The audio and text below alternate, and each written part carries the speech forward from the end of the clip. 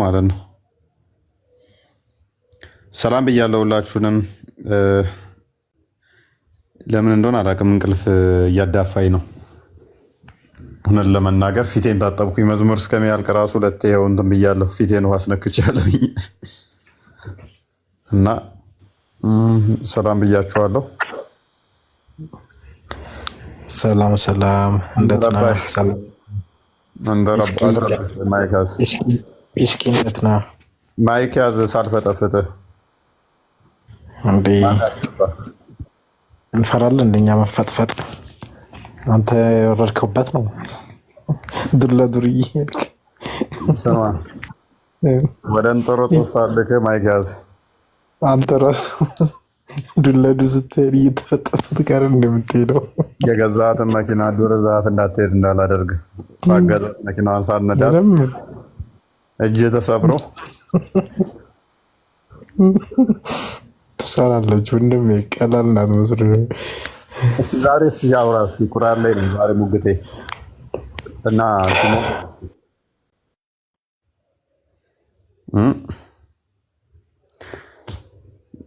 እና ሰላም ብያለሁ ሁላችሁንም። እውነት ሀናን፣ ማማዬ፣ አይሻ ሁላችሁንም ሰላም ብያለሁ። ቃልና ቆስጠንጢኖስን ጨምሮ ማለት ነው። ወንዶቹን ያልዘለልኳችሁ ቦስ እንዴት ነው? ሰላም ብለናል። ሁላችሁም ከስር ያላችሁ እህት ወንድሞቻችን ሰላም ብለናል። ኮፒ ሊንኩን ቀጥሉት፣ ታፕታፑም ከፍ ይበል። መልካም። ዛሬ የምንመለከተው ያላ ቃል ይለወጣልን የሚል ይሆናል ማለት ነው። ያላ ቃል ይለወጣል፣ ለዋጭ አለው ለቃላቱ የሚል ይሆናል። እጭቂ በዚህ ላይ አቋምህ ምንድን ነው? እሱ ያላ ቃል ይለወጣል ወይንስ አይለወጥም ብለህ ነው የምታምነው?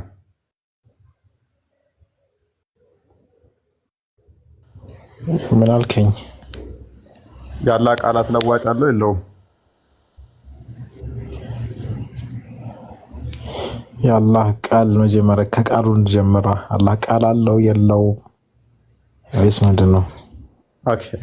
ቃል አለው የለውም? ምን ያደርግልሃል? ያው ስትሰልም ነው የምነግርህ። ይሄንን ስትሰልሙ 1000 ሰው እዚህ ጋር በአንድ ሰልማችሁ ኮርስ ይሰጣችኋል። የሚመልስበት ቀን አልናፈቃችሁም?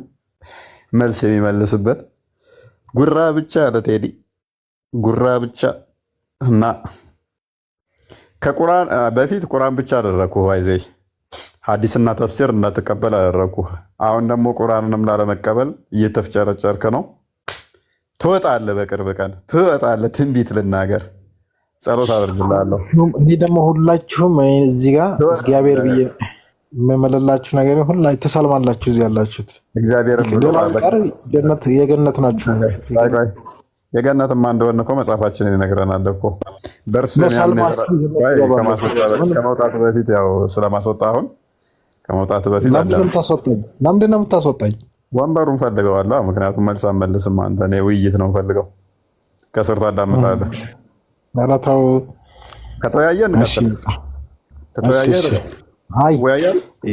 እኔ ውይይት ምናምን አሁን ለመግባባት ምናምን ስላልሆነ እኮ ነው እኔ የማልፈልገው እዚህ ጋር ውይይት ማለት ነው። አንግባባ። ምክንያቱም በጣም እንለያየ ድፍረሳችን በአይነት ሰማውን አንድ ነው። በቃ ሰማይ ምድር ያልስፋት በጣም ስላለው ችግሩ ምን እንደሆነ ታውቃለህ። አሁን አንተ ተፍሲሮች አትቀበልም፣ ሐዲስ አትቀበልም።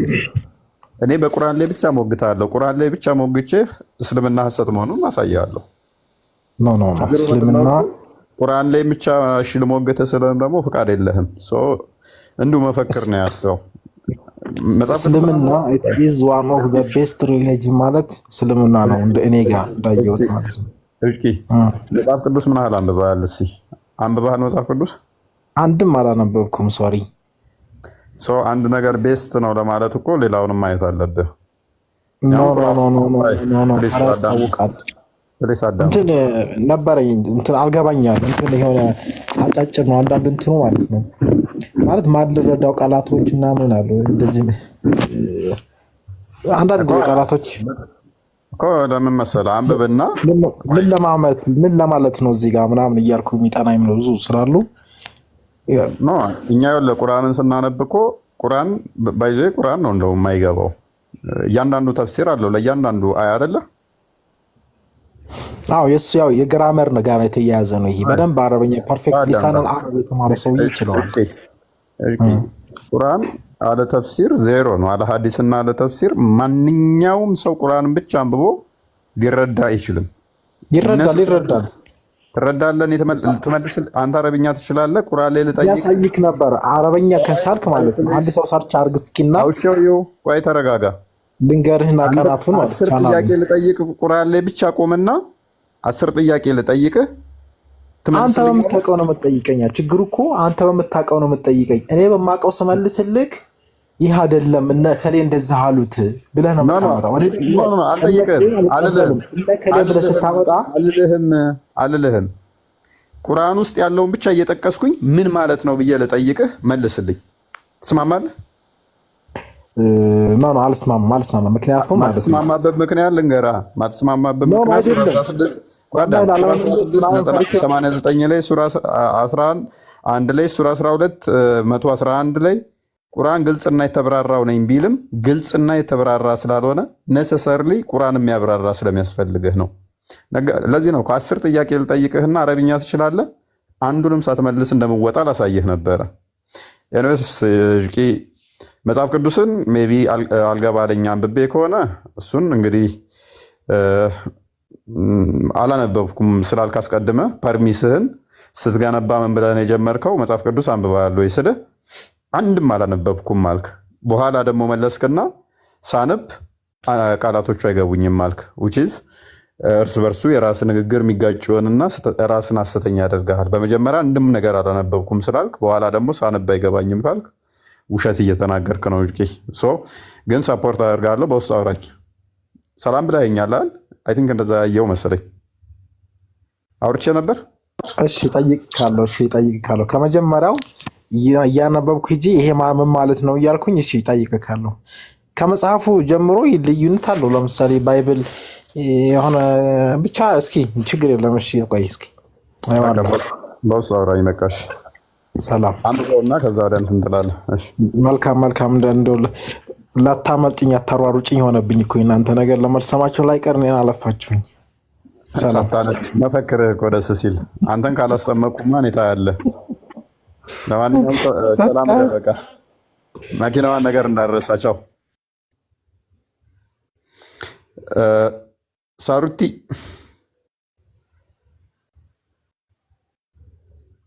ወይ ሰላም ናችሁ? ሰላም ነሽ? እንዴት ነሽ? አለሁ ደህና ነኝ አልሐምዱሊላህ። ጥያቄ በጠይቃችሁ ነበር ማለት እኔ ጥያቄ ምናምን ሳይሆን ኖርማል ምንድን ነው እሱ? ይሰማል? ጥያቄ ማወቅ ያለበት ነገር ስላለ እና ማርያም ኢየሱስ የማርያም ልጅ ከሆነ ኢየሱስና ማርያምን ማን የፈጠራቸው? እነሱ ከመፈጠራቸው በፊት የነበረው ፈጣሪ የት ነው ያለው? ማን ነው? ምንድን ነው ለማለት ነው። እና ይህንን ብታብራራልኝ። ኢየሱስ እና ማርያም ከመፈጠራቸው በፊት የት ነበር ያ ፈጣሪ? ማን ነው የሚለውን ገና ቶፒካችንን ሳንጀምር ጥያቄ ጀመርሽ። ወይኔ በላቸው። ኤኒዌይስ ሜቢ የእኛን አረዳድ የተወሰነ የምታውቂው አለ። ኢየሱስን ምን ብለን እንደምናምን ንገሪኝ እስኪ። እሱን የክርስቲያኖች አረዳድ እንዴት ይመስልሻል? የክርስቲያኖች አረዳድ ያው የማርያም ልጅ ነው እና ልጁ ጌታችን ነው ብላችሁ ነው አይደል የምታመልኩት? ማርያም የጌታችን እናት ናት ብላችሁ ነው። እኔ አሁን ግራ የተጋባሁት ሁለቱን የፈጠራቸው ፈጣሪ ማን ነው? እና ማርያምንስ ድንግል ሆና እንድትወልድ ያደረጋት ፈጣሪ ማን ነው? ከመረገዙ በፊት የት ነበር ያ ፈጣሪ ለማለት ነው። እና ስንት ፈጣሪ ነው ያለው? እሺ ስለዚህ አንቺ የምትረጂው ኢየሱስ ሰው የሆነ ኦኬ። ለማንኛውም በጥቅሱ እንሄድበት። በመጀመሪያ እኛ ምን እናምናለን መሰለሽ ሳሩቲ? በስጋ የተገለጠ አምላክ ብለን ነው ምናምነው። በስጋ የተገለጠ አምላክ አስቀድሞ በመለኮትነት ብቻ የነበረው ያ በመለኮትነት በሁሉ የት ነው ያለው ያልሹ? በሁሉ የሞላ በሁሉ ያለ ያ በስጋ ተገለጠ ብለን ነው ምናምነው። በስጋ መገለጥ ሜቢ እንዴት ነው የሚለው ላይ ግልጽ ለማድረግ ያህል ከቅድስት ድንግል ማርያም ተወለደ ብለን እናምናለን። ሎንግ ስቶሪ ሾርት አግኝተሽኛ ነው ፈርዘር ማብራሪያ ትፈልጊያለሽ? አይ ገባኝ እኮ አሁን በስጋም ተወለደ መንፈስ ነው አላችሁ። እሺ ኦኬ። ግን እኔ የፈለኩትኝ ሁለቱ ኢየሱስና ማርያም ከመፈጠራቸው በፊት የት ነበረ? ኢየሱስ በድንግል እናት እንዲወለድ እና እናከብራታለን። ማርያምን አውቃለሁ፣ በጣም የተከበረች ሴት ናት። ኢየሱስንም እንደዛው እና ኢየሱስን ከማርገዟ በፊት ማርያም የት ነበረ? ፈጣሪ ማነውስ ድንግል ሆና እንድትወልድ ያደረጋት? ምንም እየገባኝ አይደለም እና ይህንን እንድታስረዳኝ ሁሌ ግራ የሚገባኝ ነገር ስለሆነ ነው። እሺ አንዴ ክፈትልን ቆስጠንጢኖስ። ማርያምን ማን የፈጠራት? ማርያምን የፈጠራት እግዚአብሔር አምላክ ነው። ያ በመለኮትነት ነበረ። አስቀድሜ ብዬሻለሁ። ቃል ራሱ ነው የፈጠራት። ቃል በመጀመሪያ ነበረ። ያ በመጀመሪያ የነበረው ዮሐንስ ወንጌል ምዕራፍ 1 ላይ እንደሚናገረው በመጀመሪያ ቃል ነበር፣ ቃልም በእግዚአብሔር ዘንድ ነበር፣ ቃልም እግዚአብሔር ነበር ይላል። ቃል ምንድን ነው? ዛሬ የምንነገረው አንቺ ጋም ስለ ቃል ነው። ቃል የአምላክ ቃል ምንድን ነው እሱ የሚለውን እናንተ ጋም እንነጋገረዋለን። ፍጡር ነው ፈጣሪ ነው? ቃሉ ይለወጣል አይለወጥም በሚል ቃል ነው አክቹዋሊ ያዝኩት። ቃሉ ልብ በይ የእግዚአብሔር ቃል ባህሪው ነው ብላችሁ ታምናላችሁ እናንተ። ያለ ቃል ባህሪው ሲፋቱ ነው ብላችሁ ነው የምታምኑት፣ ፍጡር አይደለም ብላችሁ የምታምኑት። እኛ ደግሞ ቃሉን ልብ በይ ቃሉን ምን ብለን እናምናለን? አካላዊ ነው ብለን እናምናለን። ያ አካላዊ ቃል ደግሞ ሁሉን የፈጠረ ሁሉን ያስገኘ እንደኔና እንዳንቺ ንግግር ያልሆነ ሁሉን ካለመኖር ወደ መኖር ያመጣ ማርያምንም ጨምሮ ኢየሱስ የያዘው ያ ስጋውንም ጨምሮ በቃሉ የሆነ ነው። ይሄንን ማስረጃ ያለው ሆይ ካልሽኝ፣ አዎ በመጀመሪያ ቃል ነበር ይላል አለ እህታችን። በመጀመሪያ ቃል ነበር፣ ቃልም በእግዚአብሔር ዘንድ ነበር። ቃል ራሱ ምን ነበር? እግዚአብሔር ነበረ። ከዛ ይህ በመጀመሪያ በእግዚአብሔር ዘንድ ነበረ። ይህ በመጀመሪያ በእግዚአብሔር ዘንድ የነበረው ቁጥር 3 ላይ ምን ይላል? ሁሉ በእርሱ ሆነ። በማ በእርሱ የተባለው ማን ነው? ቃል። ሁሉ በማን ሆነ ይላል እህታችን ሳርቲ። አቤት። ሁሉ በማን ነው የሆነው? አልክ እኮ በማን እንደሆነ አላውቅም። አልክ እንዳልከው ነው እንግዲህ። ሁሉ በእርሱ እርሱ የተባለው ማን ነው? ምን አውቄ እኔም እኮ እሱ እኮ ነው ግራ የገባኝ። እርሱ የተባለው ማን ነው? ቁጥር 1 ላይ ይዋ በመጀመሪያ ቃል ነበር፣ ቃልም በእግዚአብሔር ዘንድ ነበር፣ ቃልም እግዚአብሔር ነበር አለሽና ስለ ቃል ነው እየነገረሽ። ከዛ ወዲያ መጥቶ አካላዊ ስለሆነ እርሱ ፐርሰን ስለሆነ እርሱ ብሎ ጠራው። እርሱ የተባለው ማን ነው? ቃል። ሁሉ በእርሱ ሆነ። በማ በቃል ከሆነውም አንዳች እንኳ ያለ እርሱ አልሆነም ከተፈጠሩት ውስጥ። ስለዚህ ጦጣ ብትይ፣ ሰው ብትይ፣ ወፍ ብትይ፣ ቀን ብትይ፣ ማታ ብትይ፣ ጨለማ ብትይ ሁሉ በማን ነው የሆነው? በእርሱ። ስለዚህ ማርያምም ሰው ነችና በማን ነው የሆነው ማለት ነው? በማን ነው የተፈጠረችው? በማን ነው የተገኘችው? በኢየሱስ ወይንም በቃል። ቃል ያ አካላዊ ቃል ሁሉን ያስገኘ ሁሉን የፈጠረ ሁሉን ካለመኖር ወደ መኖር ያመጣ ነው። ይሄ ቃል የት ነበር ያለው? ከማርያም ሳይወለድ ነው እያወራሁሽ ያለሁት። ይሄ ቃል በስጋ ሳይገለጥ ነው እየነገርኩሽ ያለሁት። የት ነበረ ያኔ ስላልሽኝ ቁጥር 10 ላይ አድርግላት። ቁጥር 10 ላይ ቃል የት ነው ያለው? ቁጥር 10 ላይ ቤት ነው የት ነበር ይለናል እህታችን። ከማርያም ከመወለዱ በፊት ቃል የት ነበረ? እሺ በዓለምም ሆነ በዓለምም በእርሱም ሆነ ዓለምም ነው በዓለም ነበረ። በዓለም ነበረ። በዓለም ነበረ። ነበር ማለት ምን ማለት ነው? ነበረ እንግዲህ ነበረ አሁን የቀረ ነገር ነው። ኖ ነበር ማለት አለ ማለት ነው አይደለ? በዓለም ውስጥ ያለ ነገር ማለት ነው። ነበረ ሲሆን ነበረ ነው ያለፈ ነገር እኮ ነው። ነበረ ወይ ነበረ እኮ ነበረ ነው። ያ በዓለም ውስጥ ነበር ግን አልቃል። ይሄ መቼ ነው? በስጋ ከመገለጡ በፊት ነው። አሁን አልነበረምን አስይዘውም ግን በዓለም ውስጥ ነበር አይደለ? ቃል መልሽልኝ። ነበረ ይላል። እኔ እኮ እዚህ ጋር የተጻፈውን እየነገርኩሽ። በምን ውስጥ ነበረ? በምን ውስጥ ነበረ እኮ ቃል ከስጋ ከመገለጡ በፊት የት ነበር አልሽኝ? በምን ውስጥ ነበር ይላል? በዓለም ነበረ። ቴንኪው። ዓለሙ ደግሞ በማን ነው የሆነው ይላል? እኔ እኮ ስለሚለው አይደለም እየጠየቅኩ ያለሁት እፎይ። እኔ ስለ መጽሐፍ ቅዱስም የማውቀው ነገር የለም ብያለሁ። አሁን ስለሚለው ሳይሆን ችግር ያዡ በቃ ላብራራለሽ። ሎክ በስጋ ከመገለጡ በፊት የት ነበረ ያ አምላክ የት ነበረ ብላ ስለጠየቀችን ነው ወደዛ ባክ ያደረግነው እህታችን። በመጀመሪያ ቃል ነበር ካልን በኋላ ሁሉ በቃል እንደተፈጠረ ካየን ያ ሁሉ በእርሱ ሆነ ከሆነም አንዳች እንኳ ያለ እርሱ አልሆነም ካለን ማርያምን ጨምሮ ሁሉ ነገር የሆነው በማን ነው? በቃል ነው። ያ ቃል ደግሞ የት ነበር ካለችኝ በዓለምም ነበረ። ዓለሙ ራሱ በማን ነው የሆነው? በእርሱ ሆነ። ዓለሙም አላወቀውም።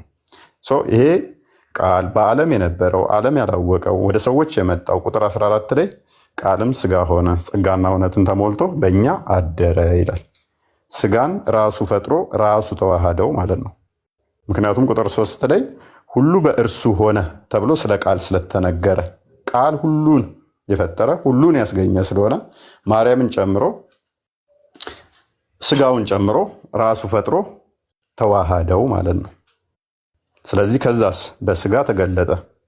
አስቀድሞ በእግዚአብሔር መልክ ብቻ የሚኖረው ፊልጵስዩስ ምዕራፍ 2 ላይ ቁጥር 6 እንደሚናገረው አስቀድሞ በእግዚአብሔር መልክ ብቻ ሲኖር የነበረው ከዘመናት በኋላ ያ የፈጠረውን ስጋ ከማርያም ከስጋዋ ስጋ ከደሟ ደም ነስቶ ምን ሆነ? በዛ ተዋህዶ ተገለጠ። እርሱ በእግዚአብሔር መልክ እርሱ በእግዚአብሔር መልክ ሲኖር ሳለ ከእግዚአብሔር ጋር መተካከልም መቀማት እንደሚገባው ነገር አልቆጠረውም። ነገር ግን የባሪያም መልክ ይዞ ልብ በይ፣ አስቀድሞ በምን መልክ ነበር የሚኖረው? በእግዚአብሔር መልክ ነበር የሚኖረው። ነገር ግን የባሪያም መልክ ይዞ በሰውም ምሳሌ ሆኖ ራሱን ባዶ አደረገ። አስቀድሞ እንዴት ነበር የሚኖረው? በእግዚአብሔር መልክ። ከዛስ በሰው የባሪያውን መልክ ይዞ ነገር ግን የባሪያም መልክ ይዞ በሰውም ምሳሌ ሆኖ ራሱን ባዶ አደረገ። በምስሉም እንደ ሰው ተገኝቶ ራሱን አዋረደ፣ ለሞትም ይኸውም የመስቀል ሞት እንኳን የታዘዘ ሆነ አለን ማለት ነው። አስቀድሞ በመለኮት ብቻ ሲኖር የነበረው ቃል ሁሉን የፈጠረ ሁሉን ያስገኘው የኔንና ያንቺን ልክ እንደኔና እንዳንቺ ስጋና ደም ተካፍሎ ዕብራውያን ምዕራፍ 2 ቁጥር 15 ላይ እንደሚናገረው ያ የእግዚአብሔር የባህሪው ልጅ በስጋ ተገለጠ ማለት ነው። ቁጥር 15 ላይ እንግዲህ ልጆቹ በስጋና በደም ስለሚካፈሉ እሱ ደግሞ በሞት ላይ ስልጣን ያለውን በሞት እንዲሽር ይኸውም ዲያብሎስ ነው። በሕይወታቸው ሁሉ ስለ ሞት ፍርሃት በባርነት የታሰሩ የነበሩትን ሁሉ ነፃ እንዲያወጣ በስጋና በደም እንዲሁ ተካፈለ። መለኮት ስጋና ደም የለውም። ለዚህ ነው ሉቃስ ወንጌል ምዕራፍ 24 ላይ ቁጥሩን ረሳሁት፣ መንፈስ ስጋና ደም እንደሌለው ይናገራል። መለኮት አስቀድሞ ስጋና ደም የለውም። ነገር ግን ክርስቶስ በስጋና በደም ተካፍሎ በስጋና ደም ተዋህዶ ምን ሆነ? ተገለጠ፣ ታየ፣ ተዳሰሰ። ይኸውም እስከ ሞት እንኳን የታዘዘ ሆነ ማለት ነው። ስለዚህ ማርያምማ ፈጠራት፣ ኢየሱስ ነው የፈጠራት፣ ስጋው ቃል ነው የፈጠራት። ያ ስጋውንስ ማን ፈጠረው? ራሱ ፈጥሮ ተዋህደው። ስለዚህ እኛ ምን እናምናለን? እህታችን ሜቢ ግልጽ እንዲሆንልሽ አንድ መለኮት በሶስት አካል ብለን እናምናለን። አንድ አካል ብለን አናምንም። ሶስት አካል ብለን ስለምናምን አንድ አካል ብለን ስለማናምን እዛ ጋር ግልጽ ካልሆነልሽ ሜቢ እሺ። አሁን እና እኔ ምንም ግልጽ የሚሆንልኝ ነገር አይደለም፣ ሊሆንልኝም የሚችል አይመስለኝም። በቃ እኔ ምንም አንተ አጭር ጥያቄ ነው የጠየቅኩት። ምንድነው አሁን እኔ ያልኩት? አሁን አልገባሽ? አመጣጡን ሳይሆን ማን ነው ያ ፈጣሪ? ማን ነው ስሙ? ማን ነው? ስልጣኑን ስለሌላ ለምን ማካፈል ፈለገ? ለምን? ወይስ ትራንስፈር ማድረግ ፈለገ? ለኢየሱስ ለምን መስጠት ፈለገ? ማን ነው? የቱ ጋር ነው የሚለው? ማን ነው የሚለውን እኮ እየጠየኩ እኮ ነው። ማን ነው የሚለውን ብቻ ንገረኝ። ማን ነው ፈጣሪው? ያ ፈጣሪ ማርያምን ኢየሱስን እንድትወልድ ያደረጋት ፈጣሪ ስሙ ማን ነው? የት ነው ያለው? ለምንስ ወደ ኢየሱስ ማስተላለፍ ፈለገ ነው? በቃ እንዴት ፈጣሪ ልጅ ፈጣሪን እንዴት ይወልዳል? እና ፈጣሪዋን እንዴት ትወልዳለች የሚለውን አሳጠረ ግለጽልኝ እኮ ነው ያልኩት። አሳጠረ ማን ነው የት ነው ያለውን ሳይሆን ስሙን ብቻ የት ነው ያለው? ተረጋጊ እንዴ! ማውራት ብቻ ሳይሆን ማዳመጥ ነው እንጂ። እኔ ያልኩሽ ስህተቱን ንገሪኝ እስኪ ያልገባሽን። የአንቺ በአይምሮሽ ውስጥ ያሹን ዲሌማ ሳይሆን እኔ የተናገርኩት ያልገባሽን። እኔም እኮ አሁን ያልገባኝን እኮ ነው። ምንም አልገባኝም። አሁን እኔ ምን ነበር የነገርኩሽ? እንዴት እናት ፈጣሪዋን ትወልዳለች? የት ነው ያለው? ማን ነው ስሙ? ማን ነው ያ ፈጣሪ? ማን ነው? የሚዳሰስ ነው? ፕሊዝ አዳምጪ። የመጀመሪያ ጥያቄሽ ኢየሱስም ማን ፈጠረው? ልጁም ማን ፈጠረው? ማርያምም ማን ፈጠራት? አምላክስ በስጋ ከመገለጡ በፊት የት ነበር የሚል ጥያቄ ነው የጠየቅሽው። ስለ ቃሉ ምን ብዬ አልኩሽ? በዓለም የነበረ ሁሉን የፈጠረ ስለያዘው ስጋ ከሆነ ደግሞ ራሱ ፈጥሮ ተዋሃደው። ማርያምን ከሆነ ደግሞ ኢየሱስ ቃል አስቀድሞ ስለነበረ ሁሉን የፈጠረ ነው ብዬ ነገርኩሻ።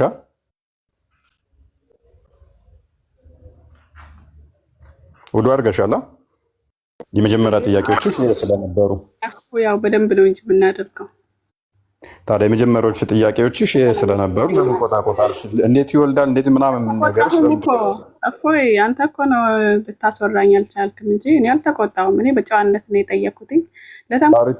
ተቆጪ፣ ችግር የለውም። ከተቆጣሽ ደግሞ ሞር ደስ እያለኝ እኔ ደግሞ ይህንን በቁርአንሽም አብሬው ፓራላሊ እንሄድበታለን ማለት ነው። እንደማያዋጣ አልቆጣም። ለምን እንደማልቆጣ ታውቃለህ? እኔ አልቆጣም። ለምንድን ነው የምቆጣው? እኔ አሁን ጥያቄ ነው እኮ የጠየኩ ጥያቄ ነው የጠየኩ ማወቅ ስለፈለግኩኝ እና እስካሁን ግራ የሚያዝ ገባኝ ነገር ስለነበረ ነው እንጂ ጥያቄሽን እኮ ልሽታችን ፕሊስ አዳምጪ። በቃ አንደኛ ደረጃ ፓወር ትራንስፈር አደረገ። የሆነ አካል ለሆነ አካል ሰጥቶት ያ አካል ደግሞ ከዛ በኋላ አምላክ ሆነ ብዬ አላስተማርኩሽም እህታችን። ሶሪ እንደዛ ብዬ አልተናገርኩም። ሚስ ኢንተርፕሬት አድርገሽ የኔን ንግግር ለምንድነው አምላክ ስልጣኑን ለሌላ ማስተላለፍ የፈለገው ምናምን ብለሽ ስለተናገርሽ ማለት ነው። እንደዛ ብዬ አልተናገርኩም። በስጋ ተገለጠ ብዬ ነው የነገርኩሽ። መገለጥ ምን እንደሆነ ታውቂያለሽ?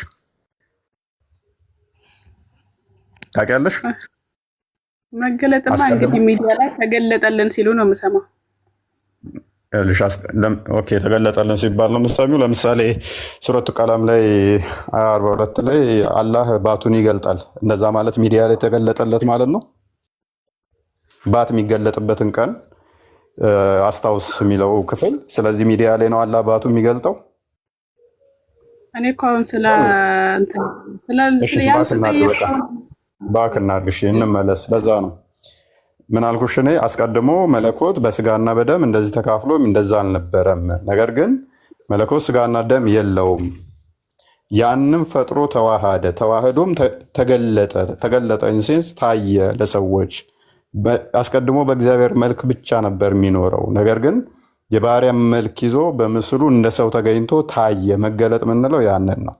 ስጋን ተዋህዶ ተገለጠ፣ እንደ ሰውም ታየ፣ ተዳሰሰ፣ ተነካ ማለት ነው።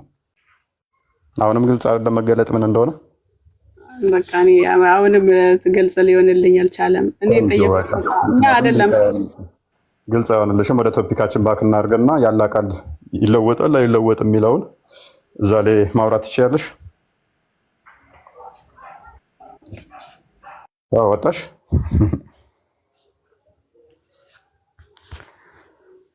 አማርኛ ግልጽ ይመስለኛል። የጠየቀችው እንደዛ ነው። ጥያቄዋን አላገኘሁትም።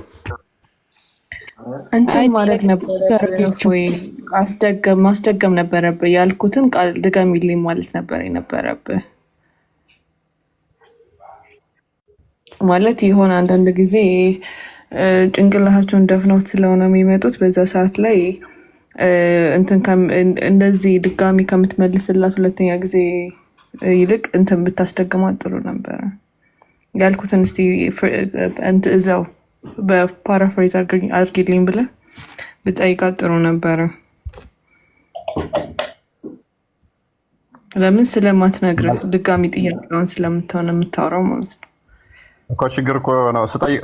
የመጀመሪያ የጠየቀችውን እኮ እንትን ስላት ምንም ጥያቄዋን ሌላ ሽፍት አምላክ ይወልዳል እንደገና ደግሞ እንዴት ተወለደ ነው ወደሚል እንደገና ደግሞ ስልጣን ትራንስፈር ለማድረግ ምናምን አክቹዋሊ እንትን ለመያዝ ነው። ችግር የለውም። ኤኒዌይስ ወደ ቶፒካችን እንመለስና ሙስሊሞች ደጋግመው የሚያነሷቸውን መጽሐፍ ተበርዟል የሚል አርጉመንቶችን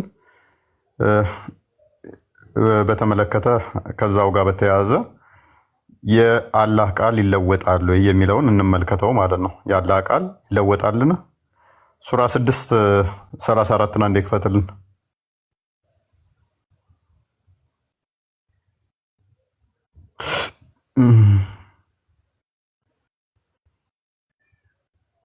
አንብበው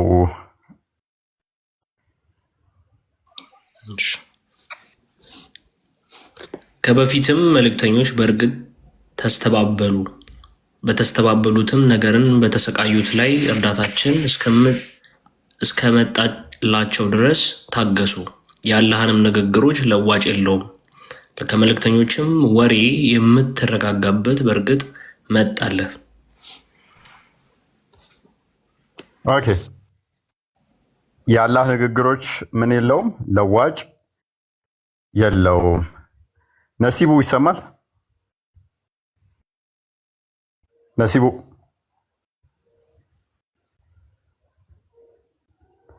ነሲቡ አለ? እንግሊዘኛውን አድርገው እስኪ።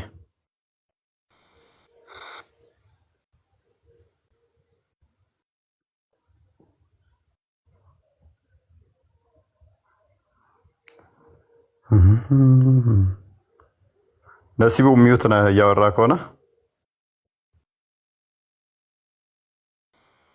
የለም ገብቶ ተኝቷን። ቀጥል ከመሐመድ ጋር።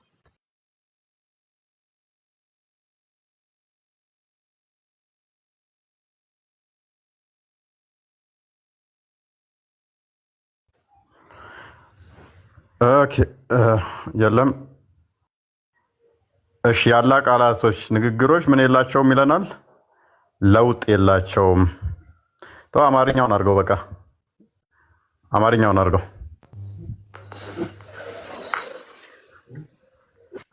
ሰላ እፎይ እንዴት ናቸው? አቤት አቤት፣ ሰላም ነው። ሰላም ነው። እንዴት ነህ?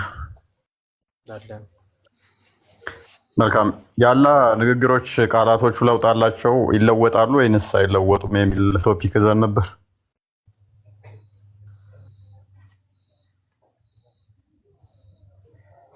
ማለት በምን አይነት መንገድ ማለት የሚለዋወጥበት እና የማይለዋወጥበት መንገድ አለ። የሚለዋወጥበት ማለት ለምሳሌ እናንተ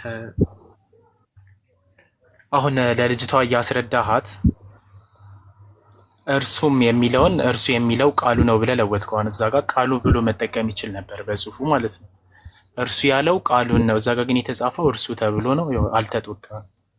ልክ እንደሱ የሚገቡ ምናምን ማለት እርሱ እኔ ኡስታዝ አይደለሁም። አንዳንድ ነገር ልጠይቅ ነው የገባሁት። አልገባኝም ያልከው ለምሳሌ ሳላ መጣ ሳላ ሄደ ካልኩ በኋላ እርሱ ቀይ ነው ብል እርሱ የሚለው አንተን ነው የሚወክለው ከኋላ ስም ስላለ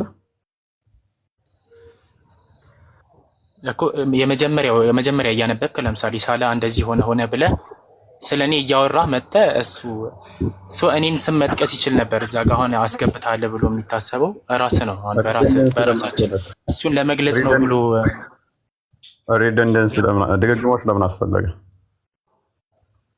እርሱ የሚለው እርሱ ጥቅሙ ምንድን ነው? የእርሱ ጥቅም ምንድን ነው? እሷ፣ እርሱ። ስለዚህ ማንን ነው የሚያመላክተው? ከኋላ ያለን ስም ነው የሚያመላክተው አይደል? አዎ። ስለዚህ ከኋላ ያለውን ለዛ ነው እርሱ የተባለው ቃል ስለሆነ ነው። ኤኒዌይስ እዚህኛው ጋር ግን ለምን እንዳገናኘው አልገባኝም።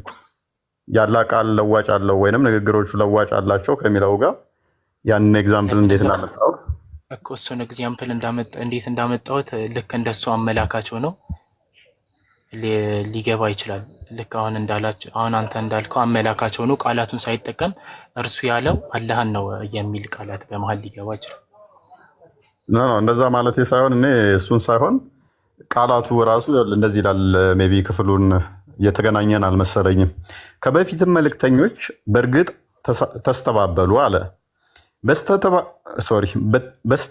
በስተባበሉበትም ነገርና በተሰቃዩት ላይ እርዳታችን እስከመጣላቸው ድረስ ታገሱ አለ። የአላህንም ንግግሮች ልብ በል፣ የአላህንም ንግግሮች ለዋጭ የለም አለ። የአላህን ንግግሮች የሚለውጣለ?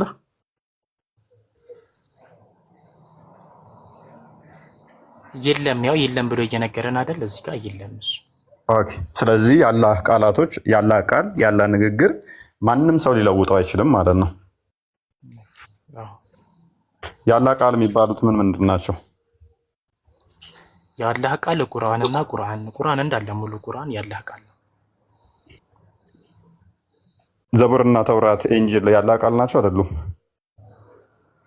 ሐዲስ እነሱ ግለሰብ የከተው የሱ የአላህ ቃል የሚሆኑት እኔ ጋ ነው እየተቋረጥክ ነው። እኔ ጋ ነው ተቋርጧል። እሱ ጋር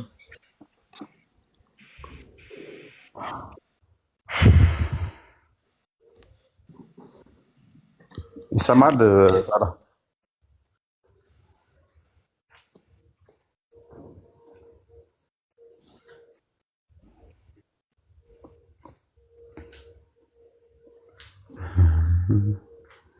ሳላ ይሰማል። ቁርአንና ቁርአን ብቻ ነው ያላህ ቃል ነው ብለን የምናምነው። ቁርአን እነሱ የወጡት አሁን ተውራት።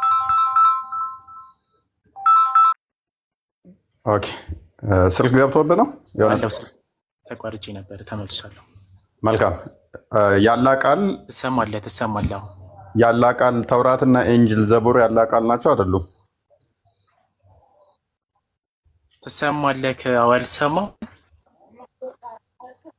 ይሰማል። አሁን ዘቡርና ኢንጂል ያላህ ቃል ናቸው አይደሉም?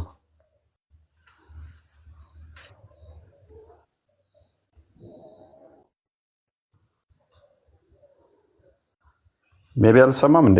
እኔ እሰማለሁ። አይ ቲንክ አሚር ደወለ እንዴ?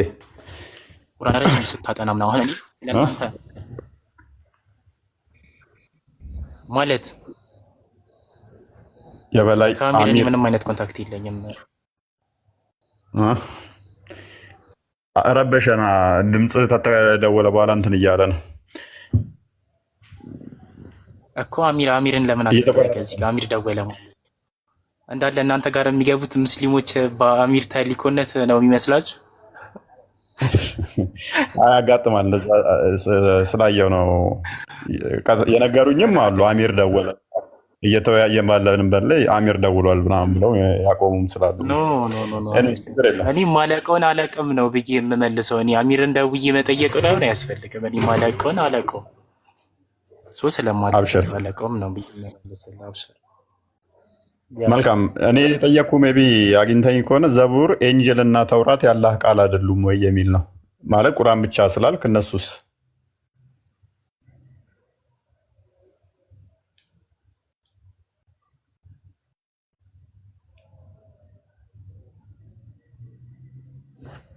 ሰምተኛ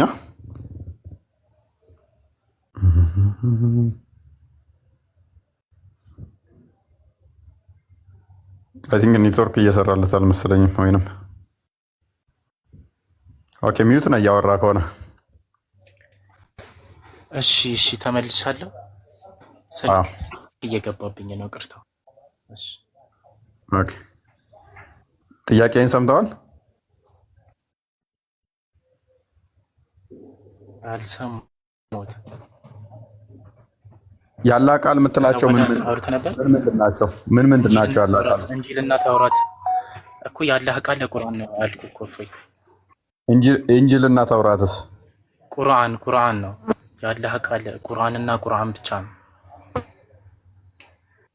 ስለዚህ አላህ የተናገረው ቁርአን ላይ ብቻ ነው እያልከኝ ነው? አስቀድሞ በኢንጂልም በተውራትም አልተናገረም ማለት ነው። ስለዚህ እስልምና የጀመረው በሙሐመድ ጊዜ ነው ማለት ነው።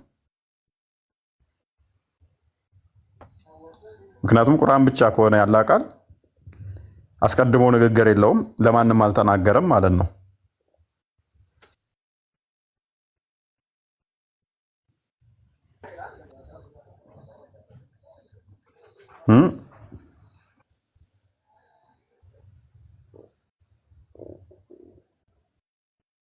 እንዴት ትረዳዋለህ?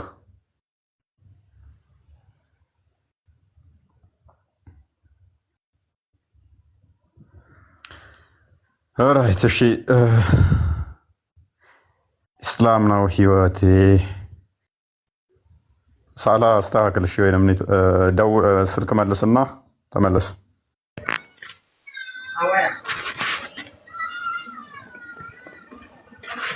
እስላም ነው ህይወቴ። ሰላም ነው። እንኳን ደህና መጣህ።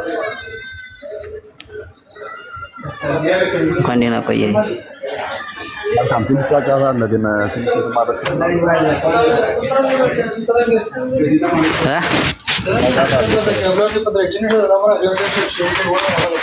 የለም የለም የሚሰማው አንድ ነው። የሆነ ይሰማል፣ ጫጫታ አለ። በእውነት እኔ እንደማልዋሽ ዶሮ እንደማይሸና ታውቃለህ። ያው አሁን ስትዘጋው ጸጥ አለ። አንተ ጩኸቱ እራሱ አንተ አትዋሽም። ኢና ሊላሂ እኔ ከዋሸሁ እናማ በቃ ምጽአት ጋር እንደርሰዋል ማለት ነው። አንተ እንደው በውሸት አይደል የተመሰረትከው ሲጀመር። ኧረ ተው ተው። አሁን እንደ ሐናን የሚለው የረሱል ወደ ሐናን የረሱል ኡመት የሚል አሁን በሰው ስም ለምን ትነግዳላችሁ? አሁን ይሄ አንድ ውሸት ነው። ኢስላም አይዞህ በጣም ይረብሻል። አስተካክል፣ እሺ አስተካክል ድምፅ። ሐናን ጸሎት አድርጉላት። እግዚአብሔር ከረዳት ትመጣለች። እኛ የሚጠበቅብን ጸሎት ማድረግ ነው እንጂ ማደናገር፣ ማወዛገብ ነይ ነይ እንደዚህ ብኝ እንደዚህ ብኝ ብለን እንትን የምንላት ልጅ አይደለችም። አይምሮዋ የምትጠቀም ልጅ ነች። አይምሮዋን ተጠቅማ እግዚአብሔር ከረዳት ትመጣለች ማለት ነው። አይ እንደው ቶፒኩ ላይ አውራ ቶፒኩ ላይ አውራ።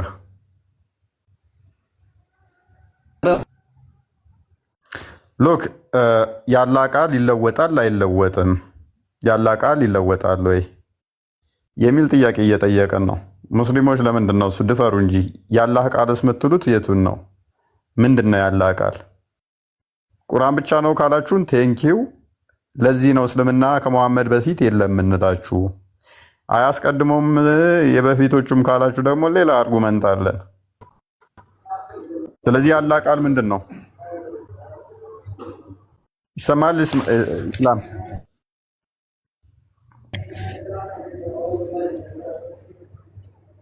መጀመሪያ ሐናን የሚለውን አጥፉ። በሙስሊም ስም አትነግዱ። ፈጣሪያችሁን ፍሩ። ኢስላም ተረጋጋ። ሐናን ማለት ሀባሾችና ዋብያዎችን ስታከራክር የነበረች ቤቷን የምትከፍት ልጅ ነች። አሁን ወደ ቶፒክ ግባና ባለፈው ነይ ነይ ዛሬውኑ ሻዳ ተመለሽ ተመለሽ ብላችሁ መልሳችኋል ነበር። የጥያቄ አላት፣ ትጠይቃለች፣ ትማራለች። ይሄ ነው እግዚአብሔር ከረዳት ከጨለማ ውስጥ ትወጣለች። ክርስቶስ ከረዳት አሁን ቶፒክ ነብዩ መሐመድን 24 ሰዓት እየተሳደብክ ከዛ ደግሞ መሐመድ ብላችሁ ትጽፋላችሁ። ቁርአን ላይ አውራ፣ ቁርአን ላይ አውራ።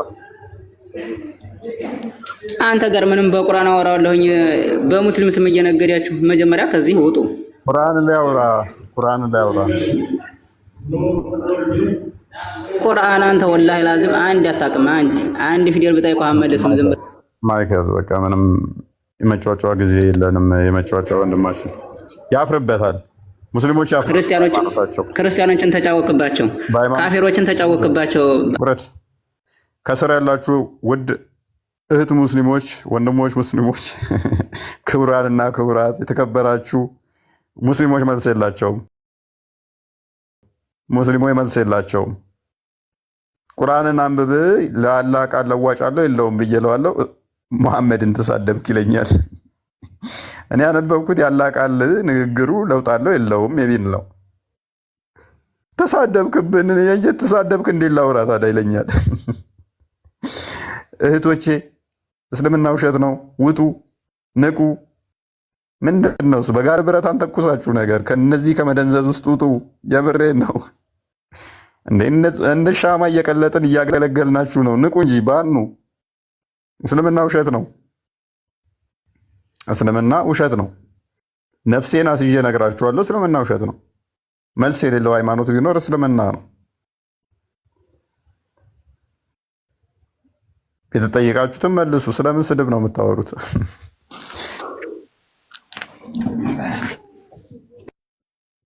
ማሜ ማም ነው የሚለው 4 እንዴት ነህ?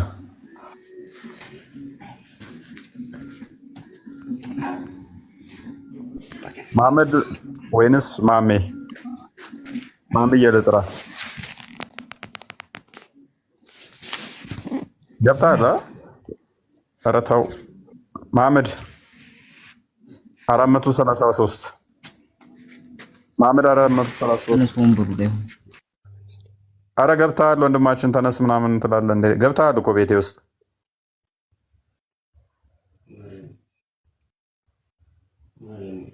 ሱራ 9:29 ላይ ባይዞ ተፍሲር ኢብን ከሲር ሲፈስር ክርስቲያኖች የተቀመጡበት ወንበር ላይ አስነስታችሁ ተቀመጡ ይላል። ክርስቲያን ነው እንዳብሮህ ያለው ስቃለ ይሰማል። እኔ ነኝ እንዴ? አይ አንተን አይደለም። እሺ ከላይ ያለውና ደነገጥክ እንዴ? አንተ መስሎ እኮ አዎ፣ መሐመድ ስትለኝ ሁለት ስም ተመሳሳይ ስም በቃ የላኛውን ነው ይስቃ። እሺ ላውርደው በቃ። አንተማ ተማሜ ተረት ወጣ የለ እንዴ? በጣም እሱማ ተማሜ ተረት የወጣን አንጠይቅም ዛሬ ትላለህ። የማሜ ተረት ውስጥ አሉ። አብሽር አጎቴ በሽር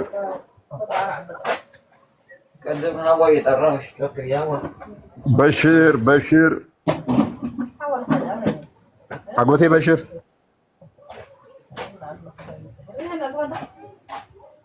አጎቴ በሽር አለ። እስልምና ውሸት ነው። እስልምና ሐሰት ነው። እስልምና ሃይማኖት መልስ የሌለው ሃይማኖት ቢኖር እስልምና ነው። 100% ነግራችኋለሁ ያስረግጬ። እስልምና መልስ የሌለው ሃይማኖት ነው። ማያውቁትን በማጭበርበር የተመሰረተ አሁንም ደግሞ ሰዎችን በማታለልና በማደናገር የቆመ ሃይማኖት ነው። ኑ ቻሌንጅ አድርጉኝ እስቲ፣ በሬ ክፍት ነው። ኑ እስቲ እፎይ የዋሸበትን መረጃ አንጡ እስቲ፣ ቻሌንጅ አድርጉኝ። ኑ እስቲ ሞግቱኝ። ኑ እስቲ መረጃ እናውጣና እናውራ። ቻሌንጅ አድርጉኝ። ኑ ስላላ ቃል ንገሩን። ኑ እስቲ መጽሐፍ ቅዱስ ተበርዟል የምትሉ ኑ ይሄንን እስቲ መልሱልን። ነብያችሁ ነው የሚያውቀው፣ እናንተ ናችሁ የምታውቁት። አላህ ነው የሚያውቀው፣ እናንተ ናችሁ የምታውቁት። ኑ እስቲ እናውራ። ኑ እስቲ እንነጋገር። እስቲ ኑ የተከፈተውን መረጃ እናንብብ። ድፈሩ፣ ሞግቱን። ቻሌንጃስ በሽር ሰላም እንዴት ነህ? እንዴት ነው? አለና ሰላም ነህ? ሁሉ አማን? ደህና ነኝ። ኦኬ ዛሬ ስላላ ቃል እያወራን ነበረ። እሺ ያላ ቃል ይለወጣል ብለህ ታምናለህ? ቃል አይለወጥም። አላህ ያለ ቃል። ኦኬ ያላ ቃል ምንድን ነው? ምንድን ነው የሚለው? ማለቱንስ በምንድን ነው የምናውቀው?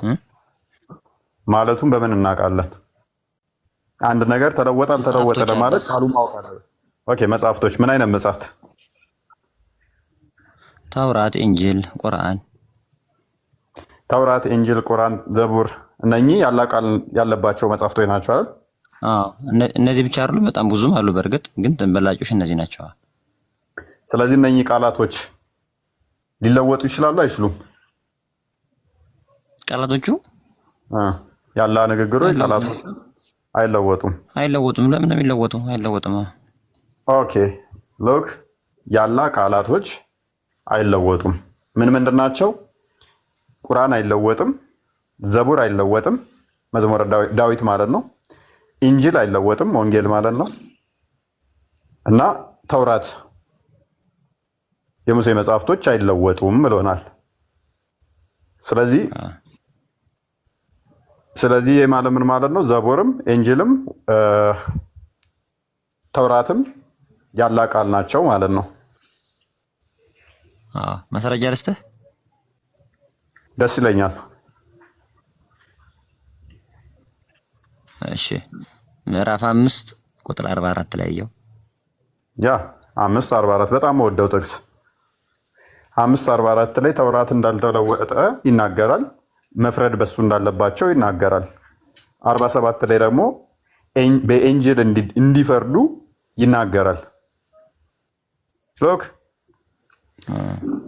47 ላይ የኢንጅል ባለቤቶችም በውስጧ አላህ ባወረደው ሕግ ይፍረዱ ይላል።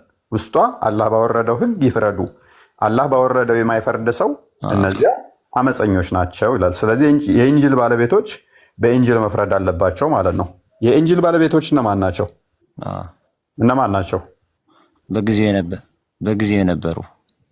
በጊዜው የነበሩ ማለት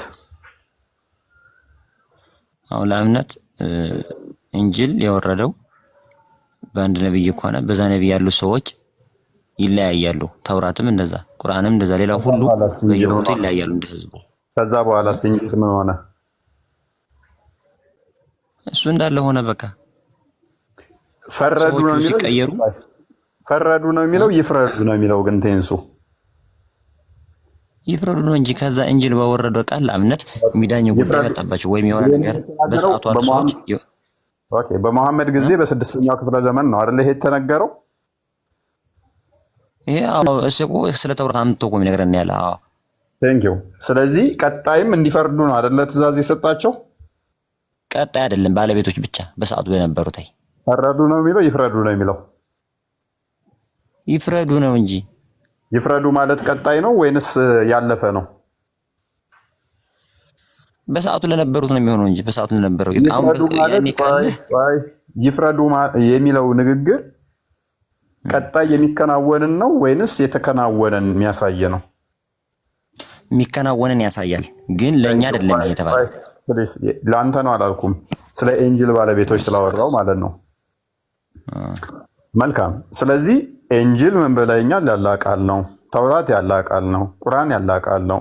እነኚህ ያለ ቃላት ወይ ደግሞ ለዋጭ የላቸውም ብለኸኛል። ስለዚህ የኢንጅል ባለቤቶች በኢንጅል ይፍረዱ፣ ቀጣይነት ያለው ነው፣ ወደፊት ያለ እንጂ የተከናወነ አይደለም። ቴንኪው። ይህንን ከተስማማን ያለ ቃል መሆናቸውን ያለ ቃል ለዋጭ ከሌለው፣ ስለዚህ የኢንጅል ባለቤቶች በኢንጅል ሲፈርዱ፣ ኢንጅል ላይ ደግሞ ክርስቶስ እንደተሰቀለ ሞቶ እንደተነሳ ይናገራል። ስለዚህ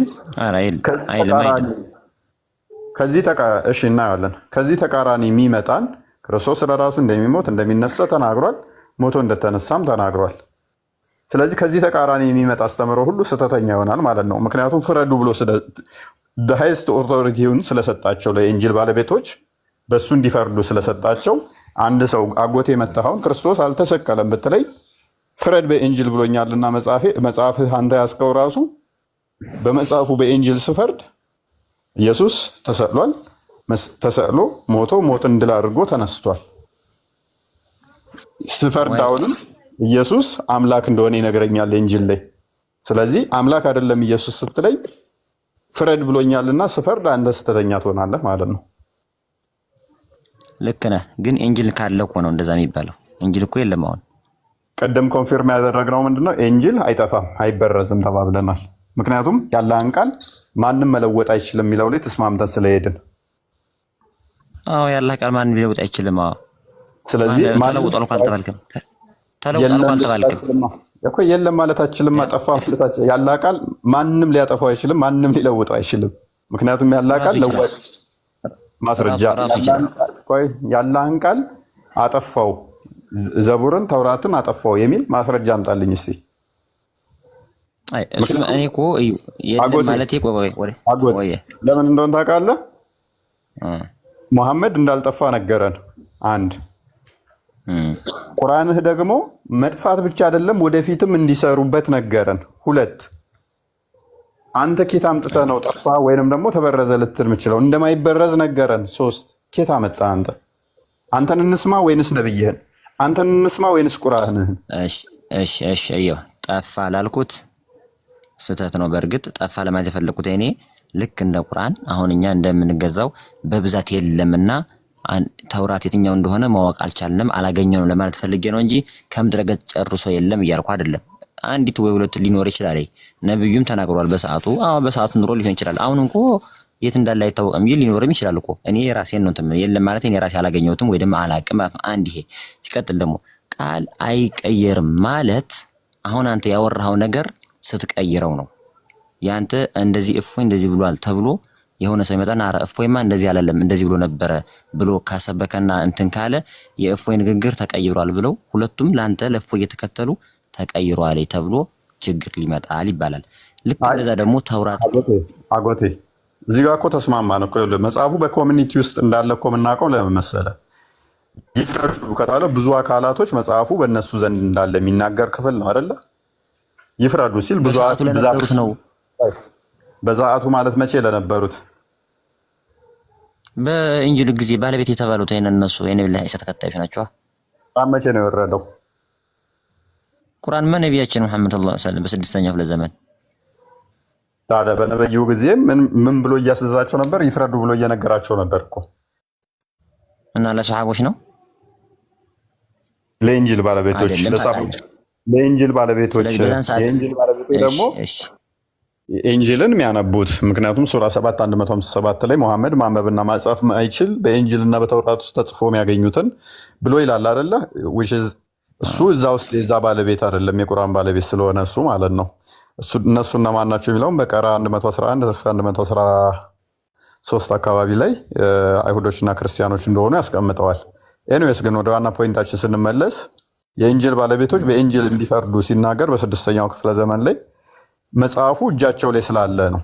መጽሐፉ ስላለ ፕላስ ደግሞ ሰዎቹ ፈርደው ነበር። ካሁን በኋላ ትፈረዱ ሳይሆን ያላቸው ስቲል አሁንም ስሩበት ነው ያላቸው። ልብ በል ስሩበት፣ ካልሰራችሁበት እንደውም ካልፈረዳችሁበት ትጠየቃላችሁ ነው ያላቸው።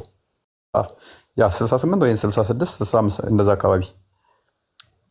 እነርሱም አለ ልብ በል እነርሱም ተውራትንና ኢንጂልን ከጌታቸው ወደ እነሱ የተወረደው መጽሐፍ ልብ በል መጽሐፍ ባቋቋም ወይንም በሰሩበት ኖሮ ከበላያቸውና ከእግሮቻቸው ስር በተመገቡ ነበር። ከነሱ ውስጥ ትክክለኞች ህዝቦች አለሉ። ከነሱ ውስጥ ብዙዎች የሚሰሩት ነገር ከፍ አለ። መጥፎ የሚሰሩ አሉ፣ ትክክል የሚሰሩ አሉ። በመጽሐፉ ግን ምን በሉበት ይላል? በሰሩበት ይላል። Please, I'm begging you. Please. I'm desperate. I don't know what to do. Please subscribe. Please. I'm begging you. Please.